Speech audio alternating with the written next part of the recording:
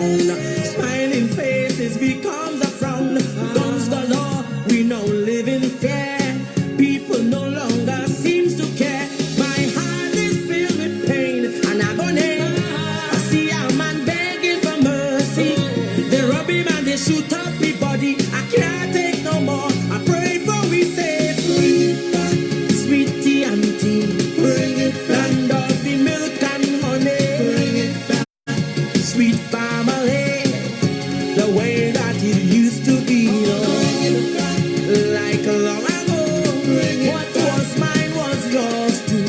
Bring it back. Peace and harmony, my red, white and black country.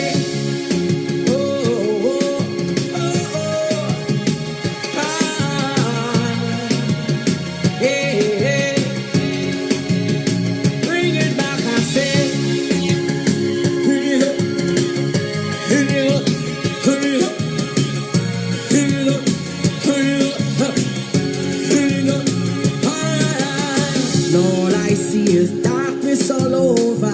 Stray bullets have running for cover. Shedding tears has become so natural. Humans behaving more like animals. No respect for values anymore. Even the lawmakers breaking the law. Who can we trust? Tell me who to save. Is they undertakers? Dig new graves. Wailing and balling is the new band launching. New sizes of boxes we measure. So you're here in the morning, live for a movie in Trinbago, now showing. Bring it back. Sweet tea and tea, bring it back. Land of the milk and honey, bring it back. Sweet family, the way that it used to be, Lord. Bring it back. Like long ago, bring it what back. Was mine was yours too. Bring it back. Peace and harmony, my red, white and black country.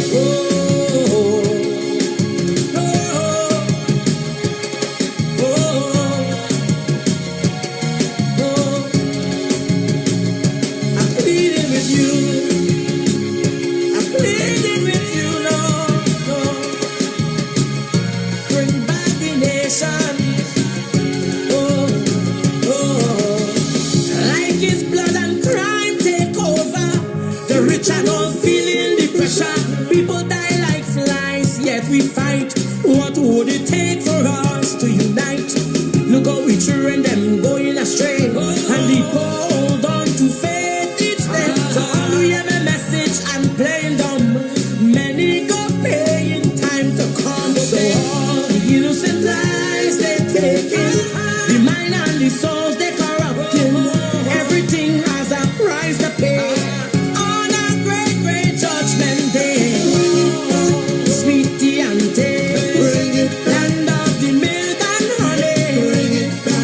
Sweet family, the way that it used to be, like long ago. What was mine was yours too. Peace and harmony, my red, white and black country.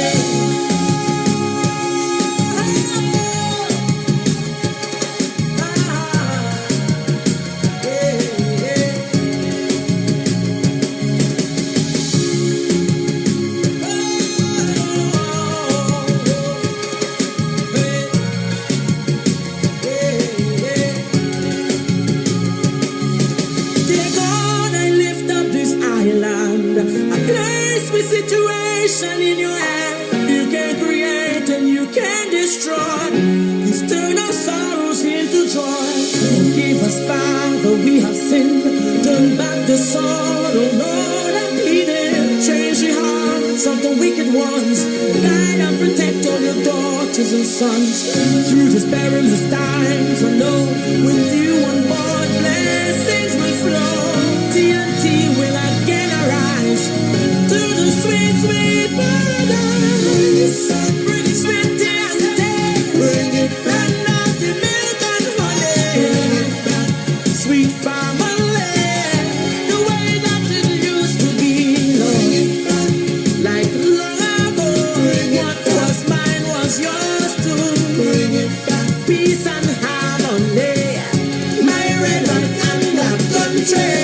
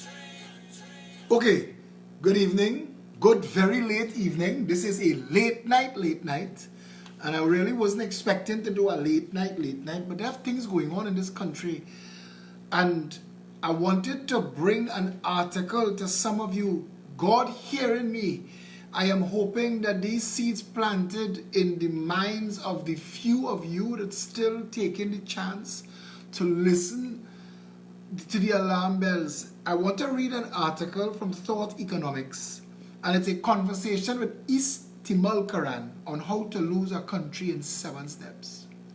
I am one of the early birds. Please excuse this article, but there's a reason. Something is going on in our Senate today that I am not seeing the media talking about, and it is frightening. It is frightening. Please share this video, share it now, share it after, get other people involved. Wake them up, text them, tell them, hey, this is important. I saw democracy collapse in Turkey and tried to warn the United States, European countries, and Britain about this. I've been telling people that what you think is normal or a passing phase is part of a bigger phenomenon that affects us all. Somehow though, European democracies feel they're exceptional and too mature to be affected by neo-fascist currents. Listen to this, I want you to listen as she gets into detail, and I want you to look around at your country. East has been seen all this before. In her incredible 2019 book, How to Lose a Country, The 7 Steps from Democracy to Dictatorship, she notes, we have learned over time that coups and coup d'etats in Turkey end the same way regardless of who initiated them. It's like the rueful quote from the former England footballer turned TV pundit Gary Lineker, that football is a simple game played for 120 minutes, and at the end the Germans win on penalties.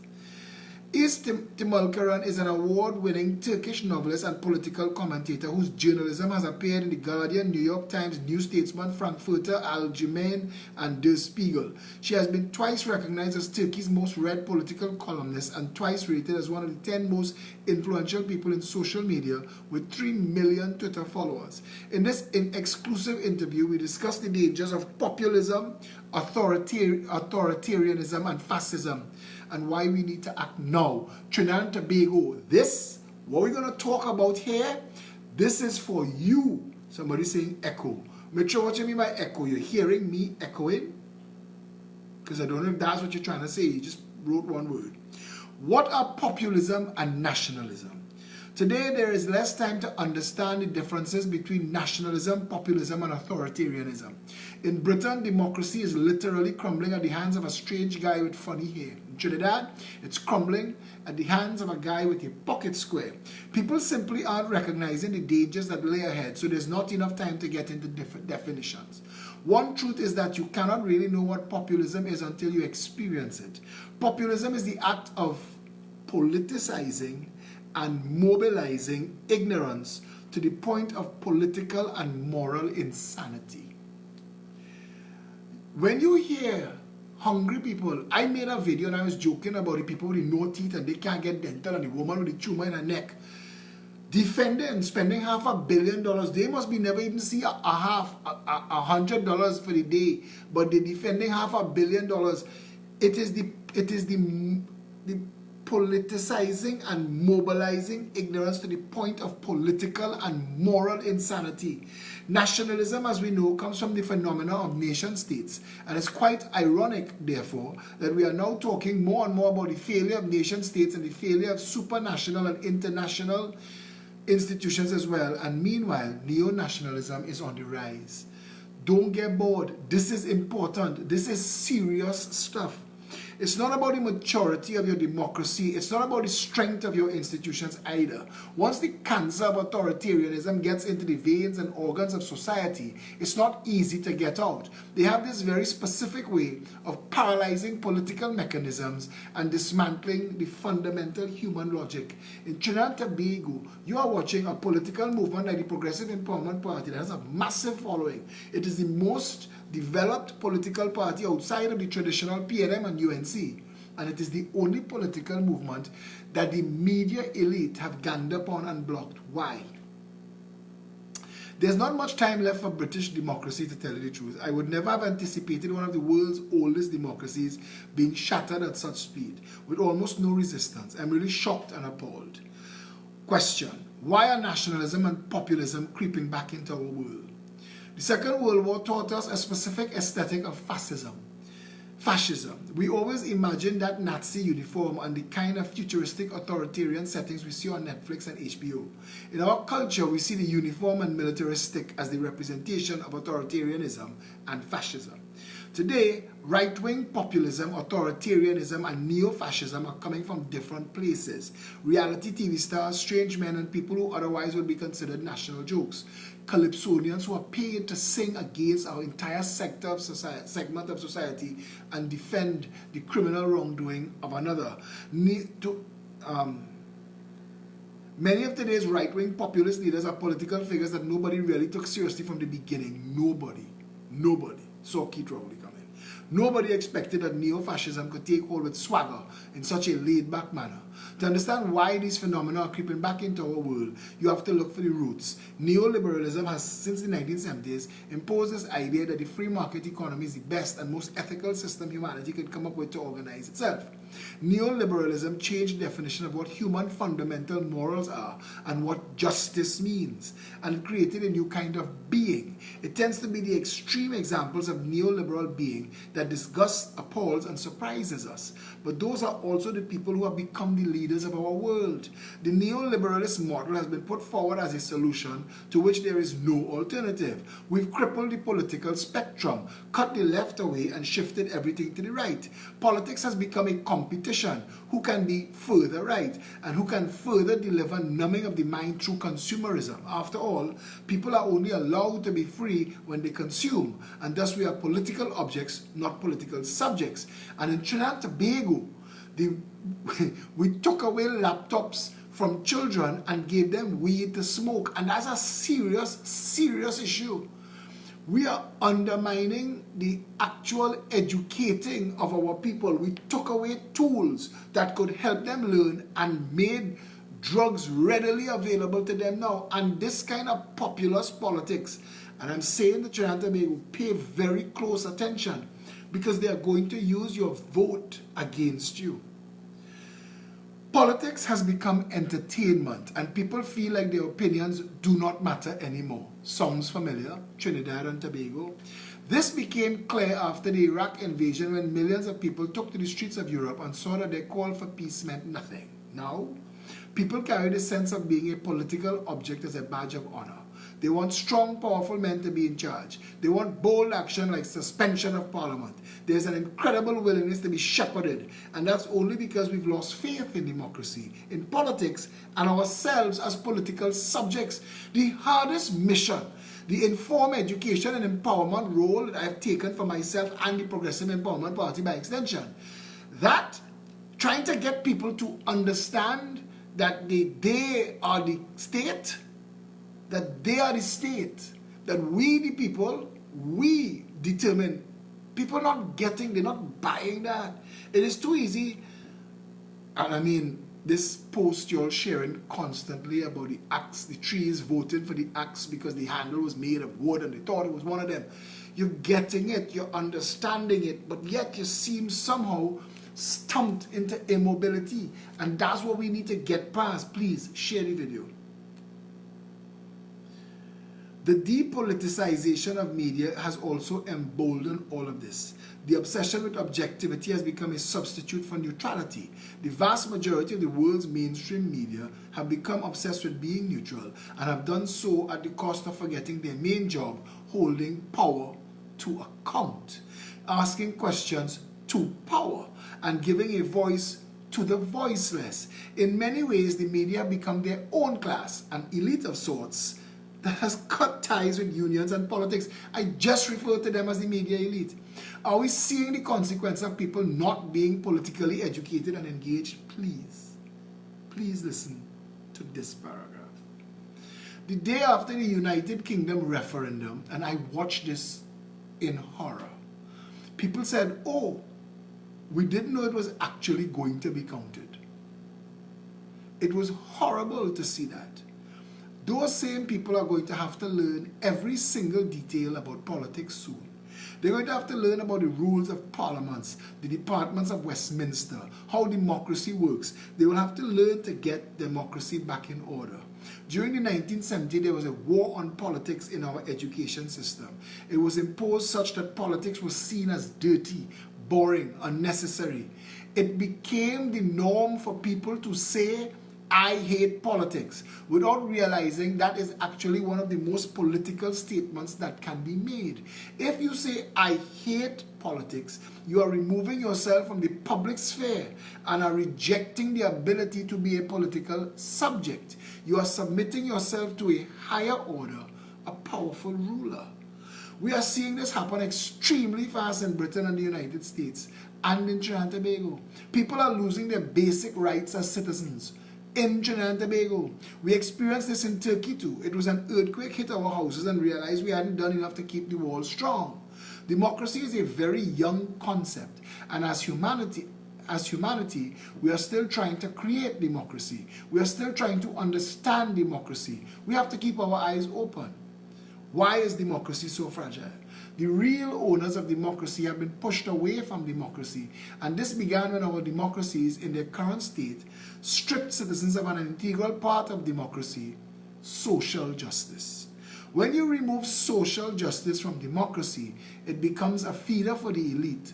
I am being sued by Udicot, a state company that spends taxpayers' funds. I am the state and I am a taxpayer. And when the state, me, and all of us, and taxpayers, me, and all of us, ask of Udicot how they're spending our money, they cannot take more of our money and take us to our courts to prevent us from asking. But that's exactly what's going on right now.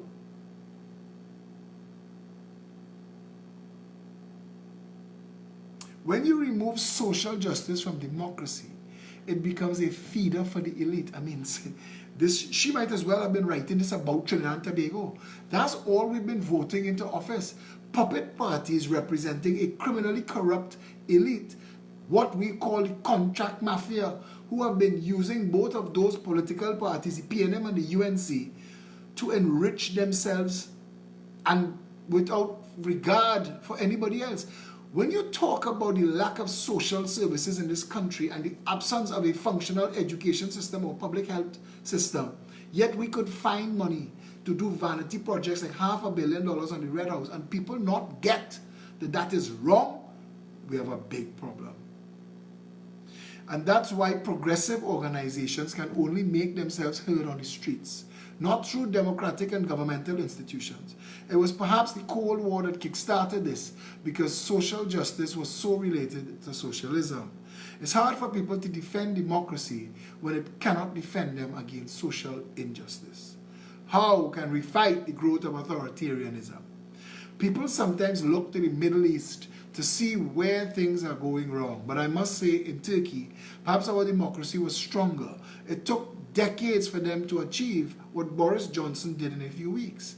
Maybe we had a better resistance. I have to say though, it is difficult to find something positive to say about the fight against authoritarianism in the Middle East.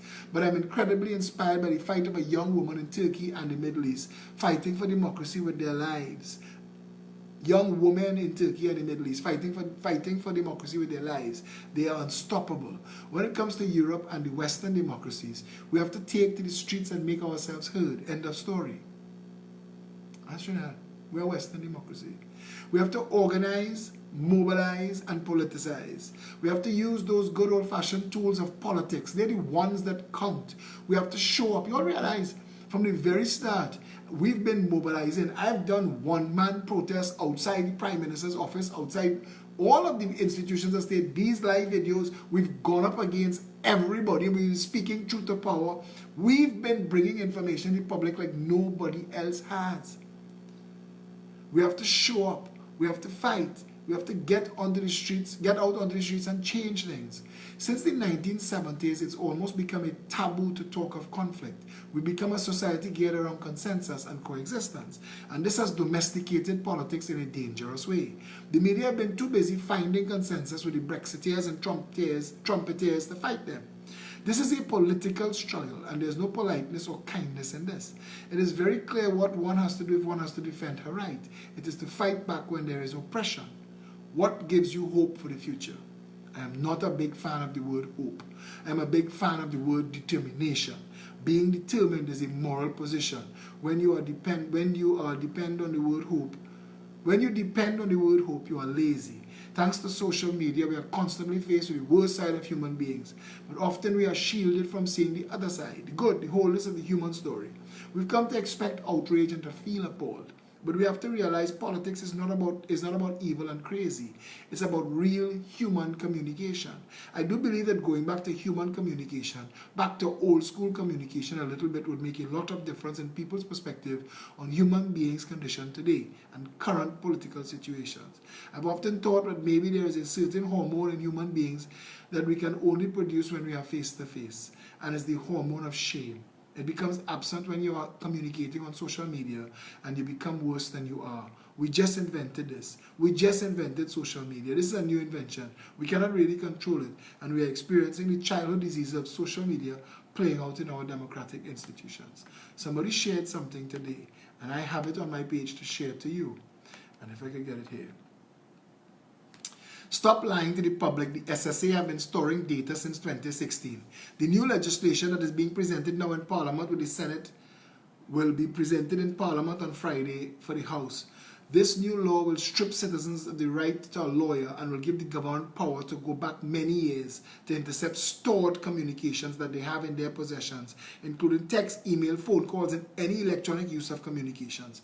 This is what the government is right now trying to pass in the Senate. Faris Al-Rawi went to the Senate and opened with a hit was ordered from the jail. And if they had this law, they would have been able to see it coming and prevent it. And I want to always be the one to bring critical thinking back to Faris Al-Rawi. And I want to just look for the price of something on the internet and give you this.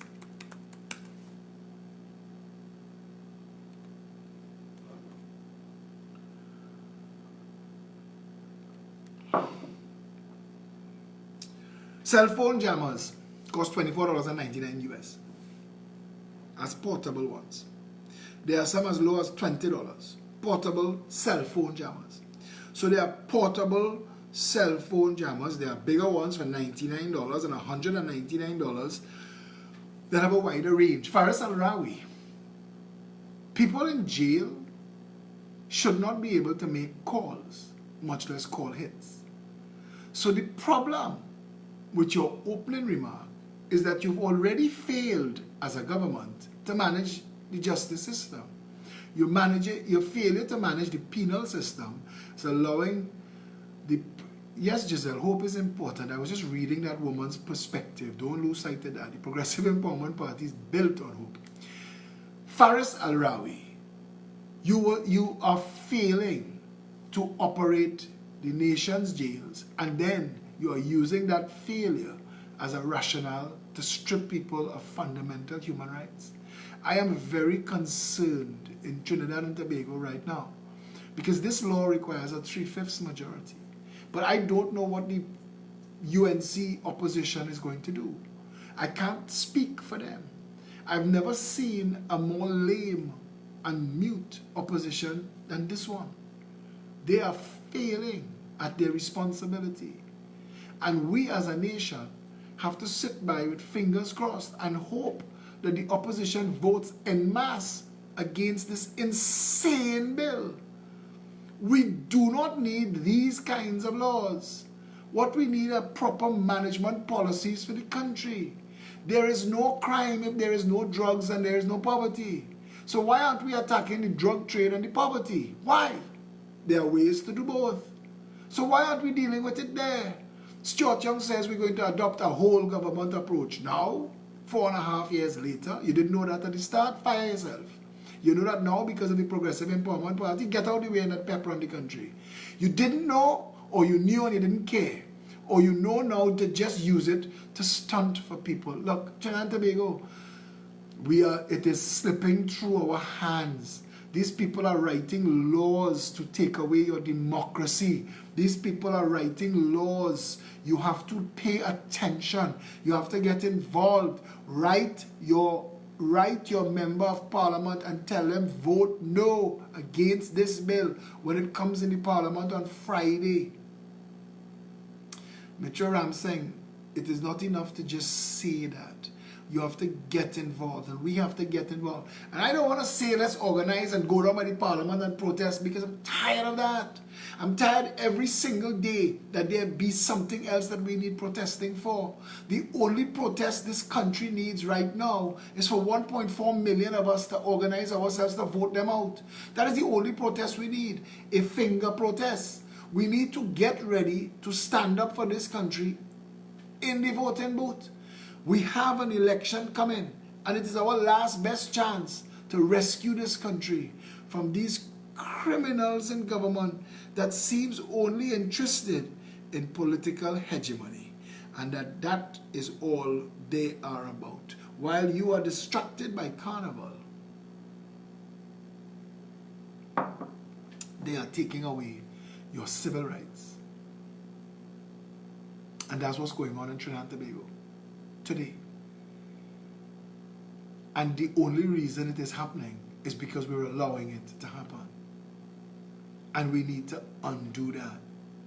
There is one solution to this problem, and it is eloquently said by Mr. Tyrone Hernandez. I know you're accustomed to hearing the song to end the show.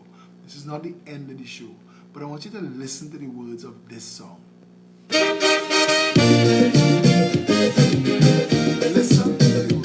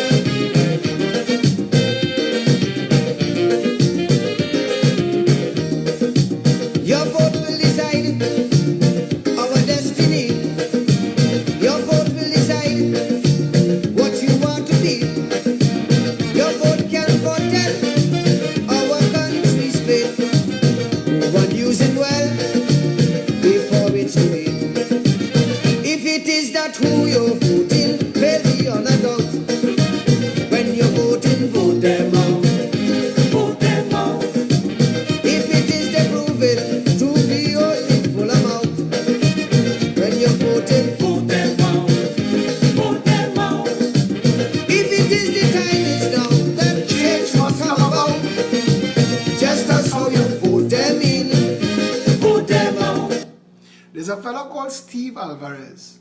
He's the political leader of the DPTT. I think it stands for the Democratic Party of Trinidad and Tobago. He's been doing this for a long time. A lot of Steve's policies line up with our policies. A lot of them. A lot of his policies line up with our policies. So I know he has a good head and a good heart. I've been listening to him for quite some time. I've been reading his stuff. And he doesn't get that there are different types of human resource positions, and you have to have certain capabilities to be able to operate at certain levels in an organization, especially an organization like a government or a political organization. We, the people of Trinidad and Tobago, cannot afford to vote political charlatans into office any longer. We've run out of time. Now, Steve Alvarez wrote something that I wish I could read for you, but it's long. And he quotes a lot of things that are pep words, including I hold on to a dream that we can unite under one flag, one country, and one political party. Now, the reason I saw this post from Steve Alvarez, because it only got one like, and it was posted 7 hours ago. is because different members of the Progressive Empowerment Party read his article and told him join PEP. Now, Steve doesn't want to join PEP because he thinks that his party is older than the PEP, so we should join him. So I had to respond to the article to quell the conversation. And this is what I said to Steve, and it is important to put into the conversation. Because there are people who say that Philip needs to be calmer and quieter in his approach. That's Steve Alvarez. Steve Alvarez has been a calm, quiet version of me for 2 decades. He's been saying a lot of what I say, my way. Steve Alvarez, he's a black guy. He looks like he's mixed. He has all the right things going for him. I'm not black, so the black community is supposed to reject me, and the PNM use that against me all the time and try to paint me as a racist and all kind of drama. They can't do that to Steve Alvarez. So why is Steve Alvarez not getting any kind of traction? Why would an excellent article like the one he wrote today, 7 hours later, have only 1 like, when I've gotten thousands of likes for a drawing of my toe that I shared to prove a point? And the point, and I'll get to that point now. I want to tell you what I said. You know what? I want to read Steve's response. Cyril Ramada told him join PEP. He's responded, I, good friend, that will be like giving up on TNT. I am open to the PEP joining with us, seeking a path to unity in the best interest of TNT. Carol Hannibal asked, you want PEP join you, but you can join PEP. Cyril Ramada said, PEP has the party infrastructure in place. I don't think you do. PEP is the fastest growing party in TNT. Do the right thing. Steve Alvarez says the DPTT contested a general election. PEP hasn't. But I do not want to dwell on our differences. I want to deal on what unites us. If the PEP is serious about winning, they will speak to us and together we can arrive at a winning formula. So Cyril Ramada said, make the first move. I had to say, Steve Alvarez thinks himself a lot more influential than he really is, and that's why he cannot see that he isn't, which is a terrible shame because I think he has a good heart and a good head. What he does not have are leadership skills or the situational awareness to understand the game, so his posts are coming across more whiny and turning his last few followers off. I believe he could be a good technocrat and I would gladly have him on my team. But for as long as he insists on playing to his weaknesses, he will go nowhere. And again, that's a shame because I believe he has a contribution to make. The door is wide open. If he really is country first, let him check the differences in brand recognition of parties and he will understand that while our 3-year-old party has not yet fought a general election, I have as an independent. And the tea leaves suggest the PEP is going to have a massive impact on the next general election. We are very interested in having him aboard as many of our ideas align. The ball is in his court. I hope he puts country first when deciding. The article he wrote, exactly, Carol. I saw your comments. If I was to cut this out, just that I don't know who's the us. But if I was to cut this out without his name and share it, you would think it's me or a PEP member wrote it. But he knows, and you could tell in his article, he knows. He names it, we cannot give up. But all through the article, he's giving you his resume, his public resume, and you could tell that he's frustrated and that he doesn't have a next bright idea or a next good idea. Peter Green just told me to give my life to Jesus Christ. Lord have mercy. They're coming out the woodwork. The next man just post about cryptocurrencies. Listen, people, let me just deal with the politics right now. Let me deal with that. All right? We'll deal with all of those other things on another way, at another time. He writes, there are times I feel like giving up. But he calls the thing we cannot give up. Peter Green, you're going to put yourself in a position where I have to block you. Because we're not really tolerating trolls well these days. Michael George said to tell Steve to fork himself. That's not what we're about. What we're about here is trying to find common ground and getting people to understand how this thing works, how it goes forward. Steve is a good technocrat. I will stop. Michael, stop roughing up the man. But he does not have the ability to take the fight where it needs to go. And he doesn't have the ability to make the level of sacrifice. You see, this is a good article. But people are not following you for your articles anymore. They're certainly not following exactly. Sandra Abro asked, where did the article appear? I only found it because somebody tagged me on it or sent it to me.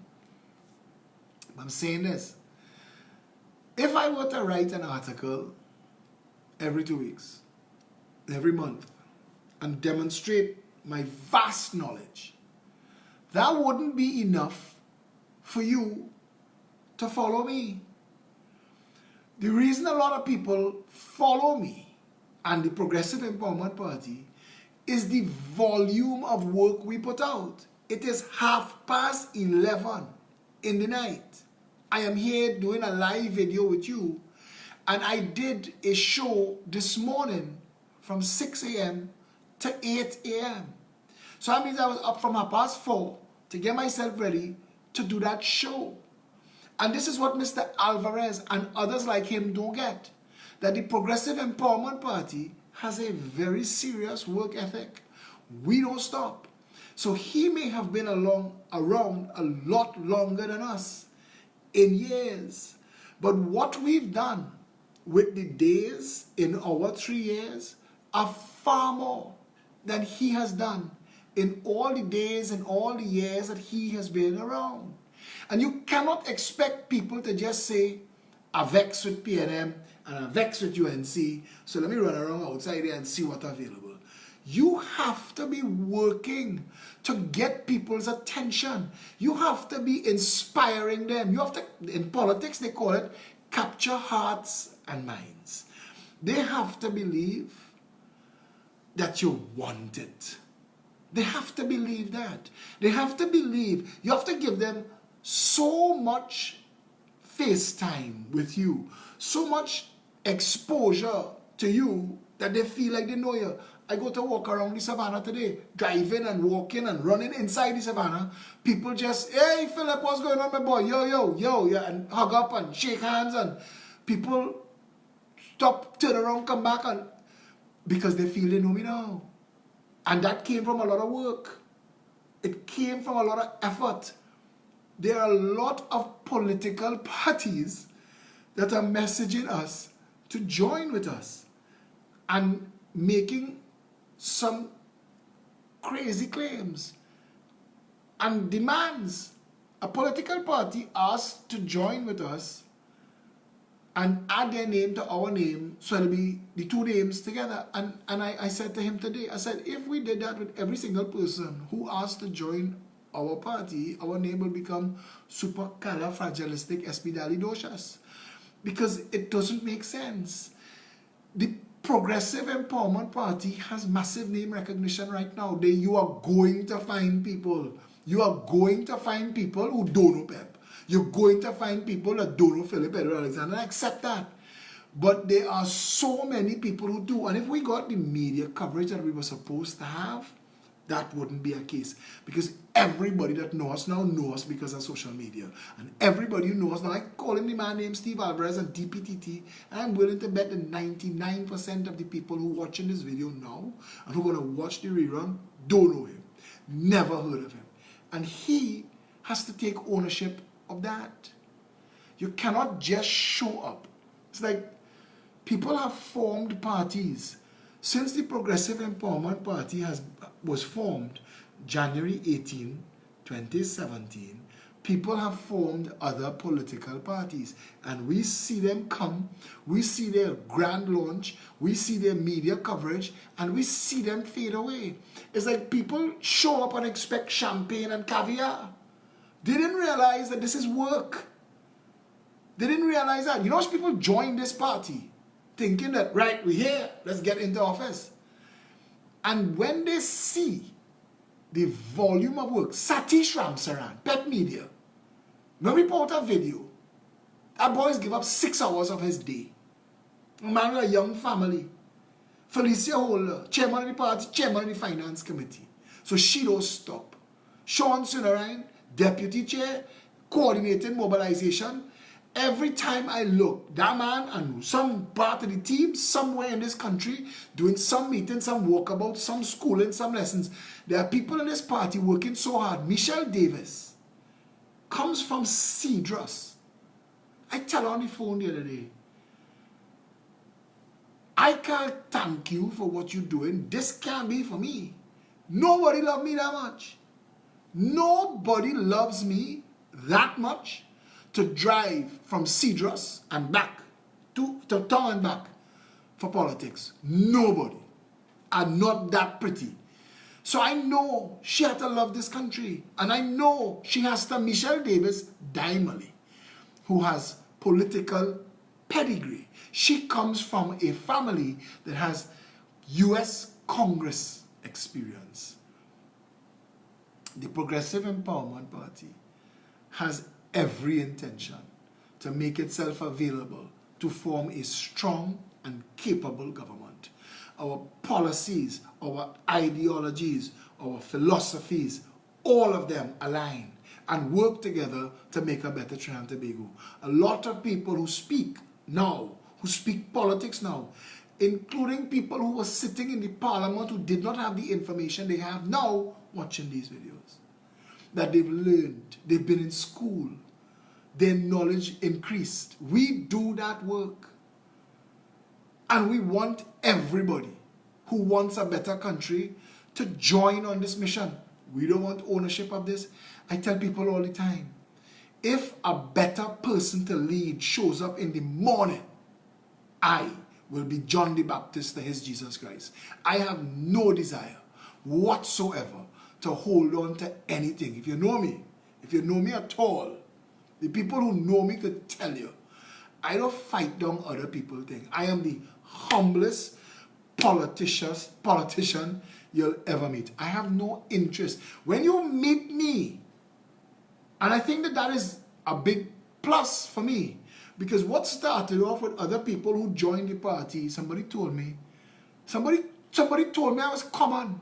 Somebody told me I need to make myself, I swear to you, and this is a big advisor to a political party, make myself less accessible. I am the most accessible politician. My social media, all of it, is available to the world. If you want to get on my WhatsApp broadcast, all you have to do is shoot me a message to 682-2110 with your name. That's all, and you're added. If you want to come on my Facebook, you just have to look for my name. And you have all of the benefits as the friends on my page, because you could read everything, you could comment, you could write, you could tag me, you could write on my wall. It is completely open. When I go on radio interviews and TV interviews, as rare as they are, I tell them open the phone lines. Let the public call and make their contribution. Because we in the Progressive Empowerment Party have made a decision to do it right and to hold ourselves to a standard that at some point, because I remember a man told me, I went to the Commissioner of Police Christmas party and I was there for about an hour. A guy walked up to me and he told me this, he said, Philip,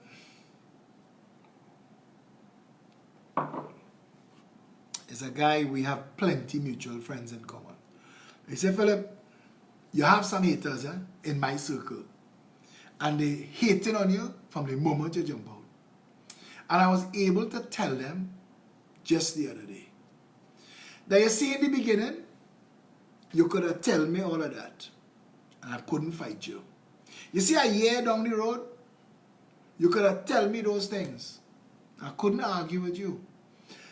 But I know this man, and he has been in the trenches as an activist for a long time. And for people who don't know, I got this as a birthday present from Lisa. I got this as a birthday present from my sister and my mother. Apparently it's some Trini designer. Yeah. For those of you who don't know, I'm the founder of the Jericho Project, and that's how I was involved in politics. And it is the Jericho Project that brought me to politics, because the Jericho Project was set up to deal with the homeless, the orphans, and the disabled.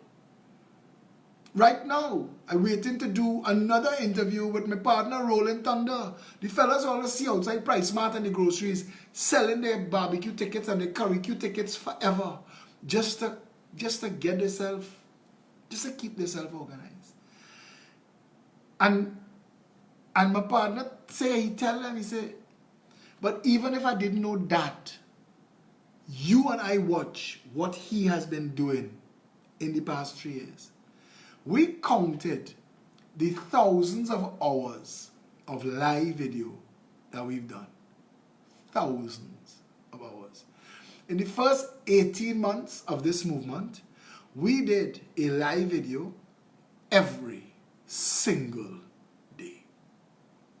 Everybody who's a member of the PEP knows about the PEP because of these live videos. And we did one every single day. To the point where if I was running late, people would message me or call my phone, what's going on tonight? Mr. Alvarez and anybody else who wants to be a part of a real, all-together people, united for a better Trinidad and Tobago movement, please reach out to us. We're working together. I want to share 2 things that came up in my newsfeed today. One was from Anne Dulal, and she wrote, on misdirected hate, anger, and blame, all a very real part of the angst that grips the nation. Listen here. It ain't that black man that is causing your grief. It ain't the Indian man neither. It's not your fellow citizen. You, I, he, she, and all of the rest of us need to learn that we are the ones suffering because of poor governance. We. It is not them people neither. It is we. You can't get water in your taps. He is not safe in his neighborhood. She was beaten up in school. The bandits broke into my home. His car hit a pothole, spun out of control, killing 5 others. She lost her baby at the hospital. Mama sat on the floor of the hospital trying to revive her son who was having a heart attack.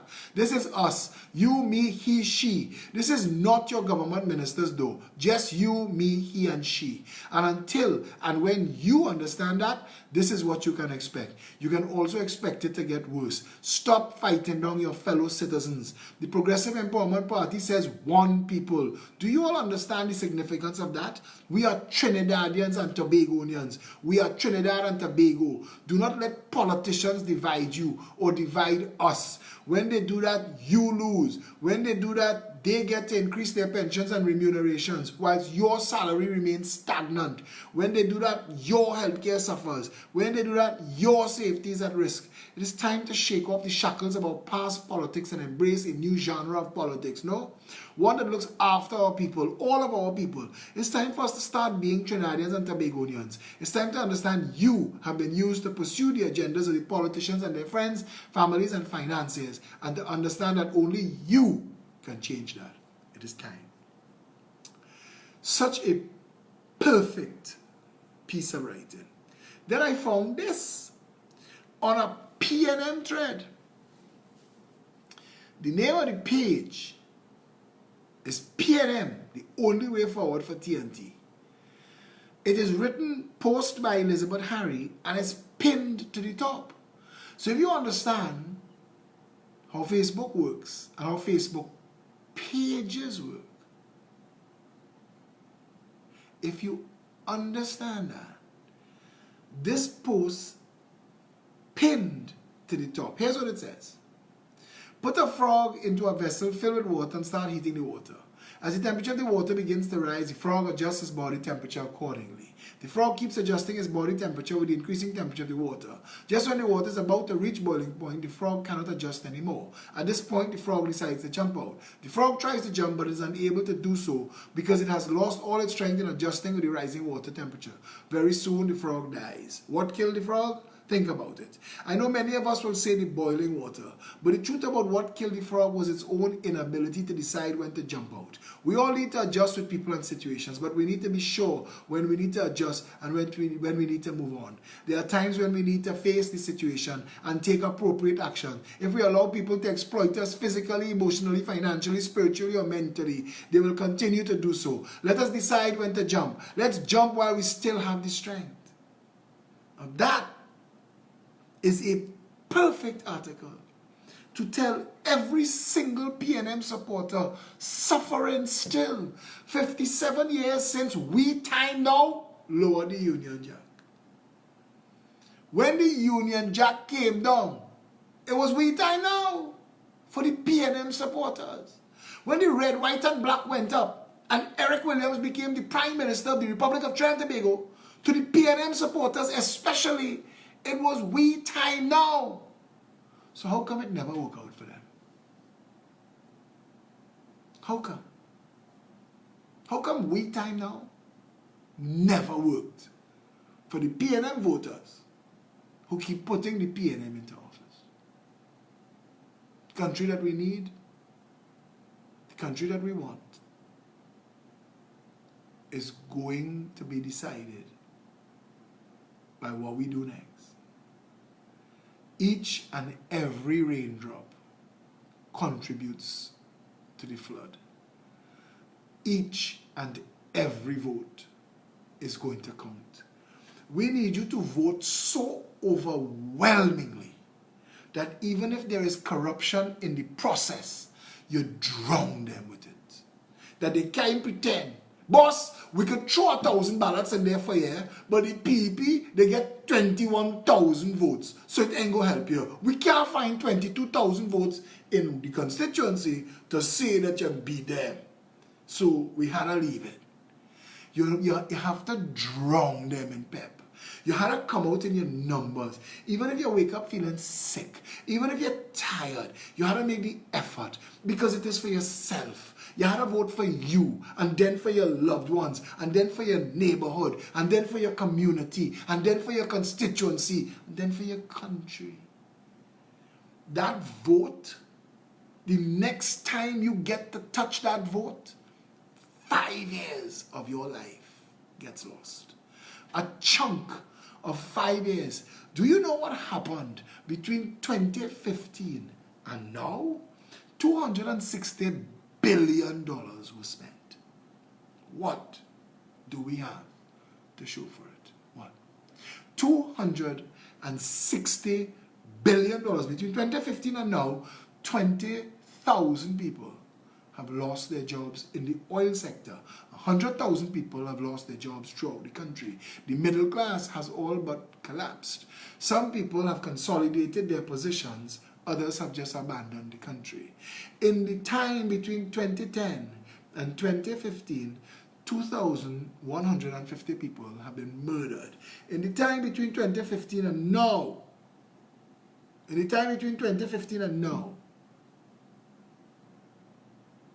you've been manhandled for your currency. You can't get US at all. You have to go in the bank and beg for 100 US and 200 US and hope you get it. In that time, the cost of living has skyrocketed. In that time, we've lost communication with the state. They've adopted a high-handed and arrogant position. In that short 4 years, you are willing to let another 5 years of your life go by on stunting and dancing and a calypso, a catchy calypso. What on any track record of the PNM or the UNC, other than whichever one you're saying, less worse than the other? And never forget, the current Minister of Agriculture, Clarence Rambarat, before he was in government, he wrote an article 6 months before the election, and he said, the election of 2015 is going to be a race to decide who less worse. And he wasn't wrong. And the fact that he was able to know that and still join the PNM and still take a position. And 4.5 years later, somebody as intelligent as Clarence Rembrandt, an attorney, a professor, a columnist, somebody as intelligent as him could accept that he is the Minister of Agriculture and has done nothing in 4.5 years that impacted the price of food in this country for the mass of poor people trying to hold it together every day. We have 200,000 people on minimum wage. We have about 200,000 people living below the poverty line. Above the minimum wage, we must have about 300,000 people holding it down, making ends meet, barely, but doing it. How is that our country? How? And today, they're in the parliament writing another law to take away another of your civil liberties, human rights. And they're writing retroactive laws. How come they can't write a Nahus law? How come they can't write a Faris law?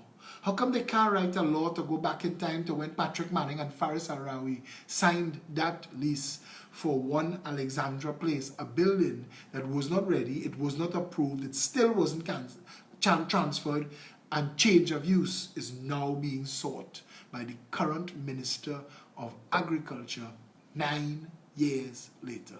How come that law? How come they didn't write that law? Look at what is passing for governance on a daily basis. Our people have lost hope. 11 murders in one day. A man beat his child to death and killed himself. Look at it. Look at where we reach as a nation. Look at it and ask yourself if this is acceptable.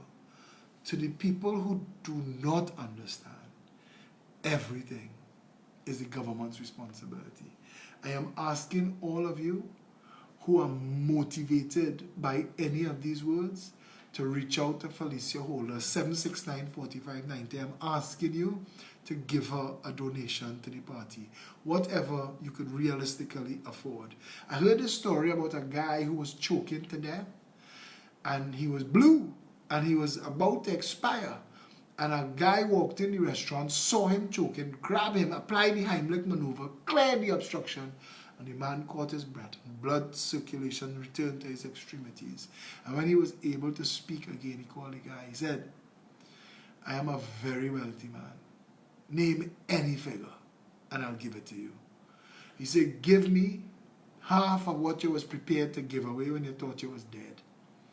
Trinidad and Tobago is dying. And anything you give to rescue it. Don't give because I cute, or don't give because I asked. Forget that. This is not about me. It's about us. As Anne-Marie said in her article, it's we. It's us. And we and us need to do this together. So I do this part, but you do your part too. And if you understand that this is an hour, at the end of the day, it is minutes to midnight, that my day started 4:30 to do a 2-hour show, and you get my commitment. My whole day is pep. This is my reality. But I can't do this alone. And we need all the good people. Steve Alvarez, I hope somebody tags you in this, and I hope you get to listen to this. And I hope you respond sensibly. We need you on board. If you really care about Trinidad and Tobago, we need everybody who cares about Trinidad and Tobago. And this is not a vanity stunt. Do not come looking to tattoo your name into history. This is service. We who take up this challenge, we take it up to go and do a better country. We call it undo and redo. We want to return to August 31st, 1962 and reboot this republic. If you want a better country for Trinidad and Tobago, get involved. Reach out to any of the members and say, listen, I'm a doctor, I'm a lawyer, I'm an engineer, I'm a marketing man, I'm a graphic artist. I'm just me. I'm just a citizen, and I love my country, and I care, and I'd like to show up, and I'd like to get involved. Or I'd like to make a donation. I could afford $100 because I'm on pension, or I could afford $1,000, or I could afford what you could. We have a massive mountain to move. And we either put our best foot forward and move it, or we tell ourselves and other people where we were in 2020 when Trinidad finally failed. Because make no mistake, the next 5 years could either rescue this country and like a rising tide, lift all boats and take us to the place where we need to be, with the economy diversified and the offices of state decentralized and the borders secured and the port moved and the containers unstuffed and the police incentivized and the police service cleaned up with an internal affairs and the government make jobs a priority and home ownership. And at the end of the 5 years, we could look back and say, wow, boy, we dodged a bullet. Or at the end of the 5 years, we could look at the wreckage that will be left and say, boy, that I can't believe we lost. I can't believe we lost our country. Trinidad and Tobago could either be, right now going forward, a testimony to the rest of the world when people decide to stand up for their country, how they could turn it around. Or Trinidad could be a lesson to all the other countries who playing fast and loose with the democracy, to all the other people who are allowing political charlatans to divide them racially or religiously or any other way, and to say they're not into politics and they don't really take on voting. Brother, sister, voting after breathing, eating, drinking, sleeping, after those important body functions, the first and most important social thing you could do for yourself is to vote. It's more important than your job, because your vote will determine the type of job you could get and the salary you could get and the value of the money from the salary. Voting is the most important thing you could do. If you don't get that yet, after all of this, I don't know what else we could say. But we're asking for your help. This is the last year. A very well-known coach told me, I don't teach my runners to run their best 100 meters. I teach my runners to run the best meter 100 times. And I love that. We're in the final 100 meters. And every meter we run must be the best. That's why when I say it to you today, it started 4:30 this morning for a 2-hour show and it's ending at midnight with a 1-hour show. I don't mind. This is my best 100 meters. 1 meter, my best meter for my 100 meters. I know wherever I find myself in the world after, I could tell myself, like Michael Jordan say, when he finished playing a game of basketball, he always need to be able to tell himself, I left everything on the floor. I hold nothing back. Rescuing this country is going to require sacrifice from all of us. We are going to have to unite. And we're going to have to do it knowing that it is the only way to save it. Red, white, black, green, and every shade in between. We won. One people under one flag. Let that red, white, and black flag unite us. Let us put aside all of our dividers. Religion. I don't care. I tell people all the time. We don't care who you're lying down with at night and who you're praying to. That's your concern. The reality that presents itself to us right now is our country is damaged. And we need to rescue it. And the only way to do that is a we thing. Until tomorrow, stay safe. Trinidad and Tobago.